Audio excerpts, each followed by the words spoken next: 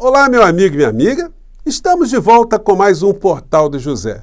E se o nosso espaço aqui fosse um portal reservado para fazermos previsões futurológicas, adivinhações, cartomâncias, eu diria para vocês que, baseado em informações cósmicas, informações que vêm dos astros, que nós teremos um ano repleto de turbulências e muitas emoções aqui no Brasil.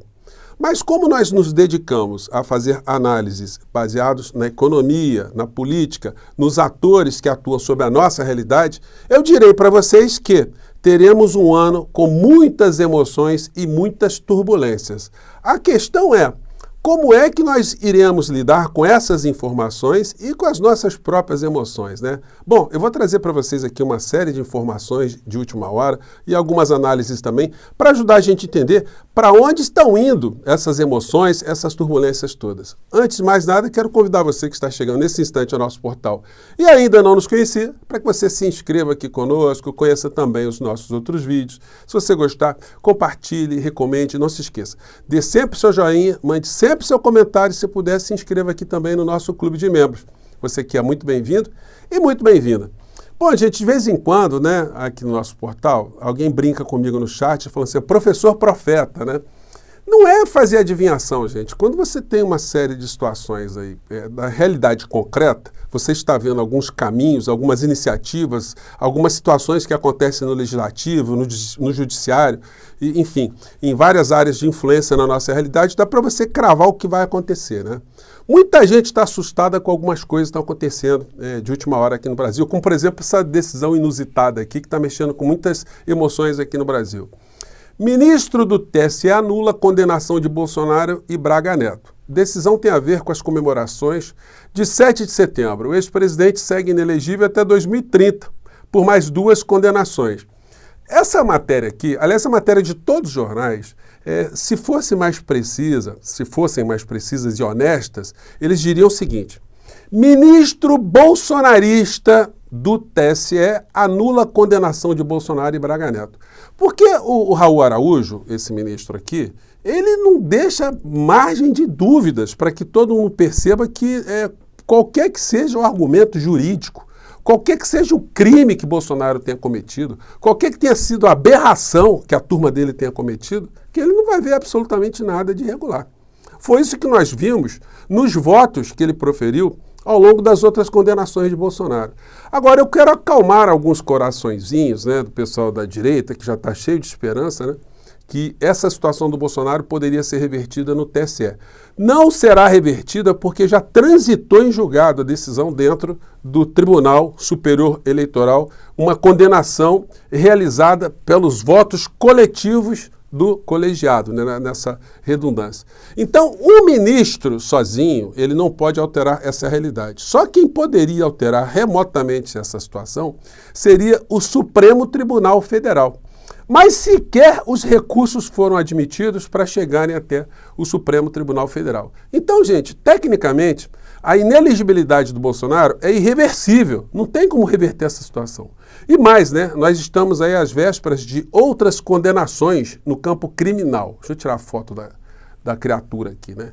E as condenações criminais, elas têm como efeito reflexo a perda de direitos políticos, né? A suspensão de direitos políticos enquanto o sujeito estiver cumprindo a pena ou estiver sujeito aos seus efeitos, né? Portanto, o Bolsonaro vai tomar a condenação e essa condenação vai fazer com que ele tenha essa inelegibilidade dele mais prolongada, né? E quando ele for para a cadeia, dentro da cadeia, diferentemente dos Estados Unidos ou um país ou outro, né? Ele não vai poder disputar a eleição, né? Enfim, então essa é a questão que eu quero acalmar alguns coraçõezinhos bolsonaristas, né, que estão cheios de esperanças, né?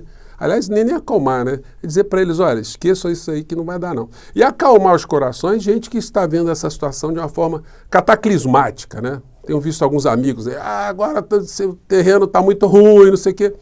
Tem nada ruim não, gente. Quem está sem sono agora é quem cometeu crimes contra o nosso país. E nós vamos ter fortes emoções porque a Polícia Federal está para concluir o inquérito mesmo. Não tem como dar mais volta, gente. Eu estou vendo vários veículos de comunicação, vários colunistas levantando essa questão. Já passou da hora mesmo. E nós aqui temos feito aqui uma campanha contundente, né? persistente para que essa fila ande de uma vez por todas, né? Então, são essas questões iniciais aqui. Passando para outro tema. O governo Lula, ele está sofrendo agora um começo de ataque que, se começar a ser mais orquestrado, vai ter muito problema. Porque alguns veículos de comunicação estão abrindo as baterias contra o governo Lula na questão econômica. Porque eles querem cada vez mais do Estado brasileiro, cada vez mais sugar do povo brasileiro, cada vez mais pagar menos tributos. Quem tem que pagar tributo no Brasil, para essa gente que está no topo da pirâmide política e econômica, são os pobres, né? São os escravos, são os assalariados.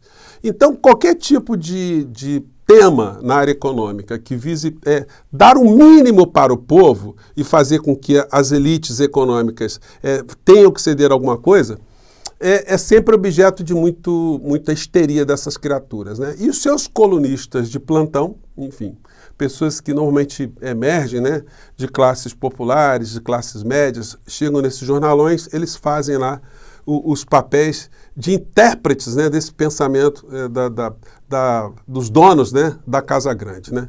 Coluna aqui da Raquel Landim no UOL.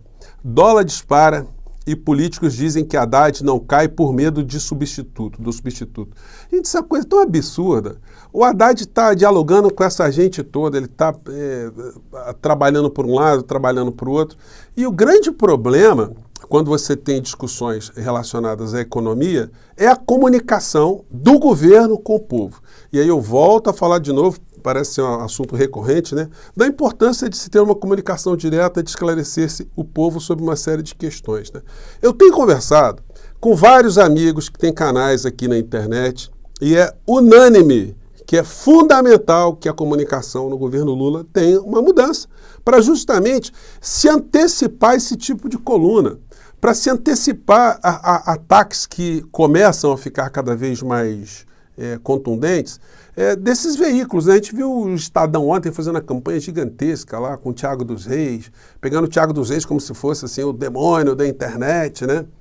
E tentando vincular o Thiago a uma estrutura orgânica do governo Lula, estrutura essa que não existe e, portanto, se não existe, ela não tem conexão com o Thiago dos Reis. Ontem isso foi colocado para o Paulo Pimenta lá na Câmara, ele achou isso ridículo, ele nem rebateu isso aí, ele falou assim, não vou nem falar disso, tanto é que o bolsonarismo não está conseguindo mergulhar nessa história, porque se tivesse o mínimo de lampejo, eles estavam já fazendo CPI, estavam entrando com ação, assim, eles ficam esbravejando ali, enfim. Então a coluna agora de tarde do Estadão. Álvaro Gribel, Lula insiste no erro, não fala em corte de gastos e repete visão arcaica na economia. Eles querem que corte da onde, gente? É de saúde e educação. Pô, isso aí está claro, inclusive na coluna do Reinaldo Azevedo hoje, ele está falando exatamente isso aqui no título aqui, Jabuti na Árvore 1, os créditos do PIS/COFINS e os Cíceros da ignorância, né? Onde eles miuçam esse assunto, uma linguagem mais técnica, mas nós concordamos, né, que o destinatário de se cortar dinheiro é sempre o pobre. Não se fala em cortar dinheiro de banqueiro, de se cortar dinheiro de grandes empresários, de gente que está aí tendo benefício fiscal, como esses 17 setores que a gente viu verbalizados pela Rede Globo de televisão e todos os outros canais de televisão e impressos aqui no Brasil, defendendo setores para não pagar impostos. Então eles não pagam impostos, eles fazem lobby lá no Congresso Nacional para não se pagar imposto, e aí fica-se querendo que o governo arrecade mais. Mas eles não, arrecadar deles não, arrecade de outra área. Arrecada da onde? Saúde e educação. Aí estão os professores aí fazendo greve, os professores aí com pires na mão, nesse paradoxo. Eles passaram 7 anos aí sendo tratados na chibata, né? Com o pão que o diabo não quis amassar, e agora no governo democrático eles estão fazendo a pressão, a justa pressão para conseguir algum tipo de reajuste, né, por esse tempo todo. E o governo fica nessa situação porque visceralmente respeita essa política neoliberal de teto de gastos. Então está lá Simone Tebet hoje lá na Câmara explicando como é que vai ser a lei de diretrizes orçamentárias para o ano que vem. Como é que vai estar sendo montada a política de juros, o orçamento, o teto de gastos, o que vai se gastar, investimento aqui, corte aqui, acolá. Não tem bolsonarista nessa comissão, porque esse é um assunto técnico, né? Aí não dá para fazer selfie, não dá para agredir, não dá para ficar levantando nenhuma questão, porque, de fato, eles não conhecem absolutamente nada desse assunto, e mesmo que conhecessem ali, eles não teriam alguma coisa para falar, porque a política desse governo, ela tem essa modelagem de se respeitar aquilo tudo que o mercado diz que tem que ser o certo, que tem que ser o legal e o bacaninha, né? A professora Maria Lúcia Fatorelli, ela esteve, da Auditoria Cidadã da Dívida, ela esteve lá na Câmara participando, né, de um seminário com a presença de vários parlamentares, explicando como é que a dívida brasileira, como é que ela está montada. E nesse trechinho aqui que eu separei para vocês, ela explica algumas coisas muito interessantes nesse quadro aqui, que eu já mostrei para vocês, essa pizza, né? Onde ela explica algumas coisas muito importantes aqui. Vamos ver se dá para acompanhar. Vamos lá. A emenda 95 foi revogado no ano passado, mas no lugar dele colocaram o arcabouço fiscal, que continua sendo um teto de gastos, com uma pequena flexibilidade. O que é esse teto? Onde que o teto atua? Só desse lado aqui do gráfico, ó. O lado que ela está mostrando, gente, é o lado do que se gasta com social aqui no nosso país. Previdência social, assistência social, saúde, ciência e tecnologia, transporte, agricultura, enfim, defesa nacional, trabalho, educação, enfim. É nisso que esse discurso todo que a gente vê pelos jornais e pela TV querem que se corte recursos. O dinheiro ali dos banqueiros, do que gira a ciranda financeira, durante tantas décadas aqui no nosso país, esse é intocável, né? Pelo menos dentro dessa perspectiva do modelo econômico aqui no nosso país, que não é debatido. Não é debatido, não é explicado. Isso não é explicado, não é debatido. A política econômica fica sendo feita nos gabinetes, e aí o ministro Haddad fica sujeito a tomar uma rasteira se o mercado não quiser mais o ministro Haddad. Como não há uma conexão direta com o povo, não há uma percepção do que ele está fazendo ali, então a coisa fica assim, eu acho que ele está fazendo bem. Eu vou confiar porque ele está no governo Lula. Isso não basta, gente. Comunicação é tudo, né? A informação gera a ação. A desinformação gera a conformação. Siga a professora Fatorelli. O teto é só para gastos com previdência, assistência, saúde, educação, defesa nacional, administração, ciência e tecnologia, segurança pública, organização agrária, gestão ambiental, etc. Teto é só para isso. Não tem teto aqui, ó, no gasto com a chamada dívida pública. Então, o gráfico, obrigatoriamente, tem que retratar tudo junto. Para ficar claro para as pessoas que estão pagando essa conta, que estão sofrendo com o teto de gastos, para elas entenderem que enquanto o teto é aplicado aqui não tem teto.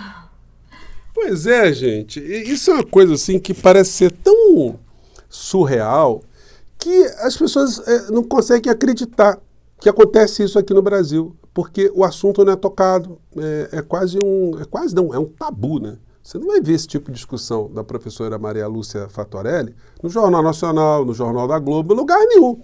E um governo progressista que nós apoiamos, ele teria o dever, né, de colocar essas questões aí para pelo menos responder. Mas por que a professora está dizendo que não se toca no dinheiro de juros, não se toca nesse dinheiro? E por que não se toca nesse dinheiro? Só se faz aperto em cima dos outros. É por isso que os professores das instituições públicas federais aqui no nosso país, eles estão nessa posição. A gente tem que entender também, porque eles querem forçar que essa lógica do teto de gastos é uma lógica que mata o povo brasileiro, que atrofia o serviço público, que atrofia a educação no nosso país. E aí, gente, como é que a gente vai ter um país desenvolvido com esse tipo de lógica? Então, enfim, a questão está aí e isso nos remete a uma questão inicial mais uma vez, né? já há um consenso entre quase todos os meus amigos aqui na internet que nós precisamos fazer alguma coisa muito rapidamente em relação à comunicação do governo Lula, com a participação do presidente da República, que é o maior comunicador do governo Lula, né? Bom, eu fico por aqui, mande seu comentário aqui para o nosso portal e vamos seguir em frente. Muitas emoções nesse ano e certamente teremos algumas prisõezinhas muito interessantes. Até lá, tchau!